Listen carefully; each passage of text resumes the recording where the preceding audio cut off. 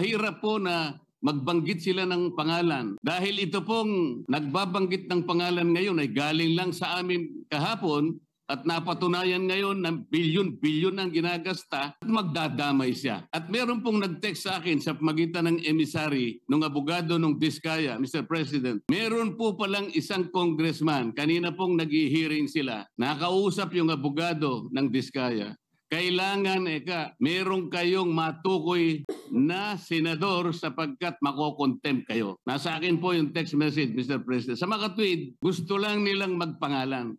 Hindi po mabuti yun. Kailangan po, sa tulong na rin po ni Senator Lacson, total naumpisan na yung mga contractors, naumpisan na itong mga kawani at opisyalis ng DPWH na talagang kandidato na po talaga sa impyerno. Matukoy po talaga kung sino-sino po yung palaging kausap ni Yusek Cabral na sila po yung sindikato dito.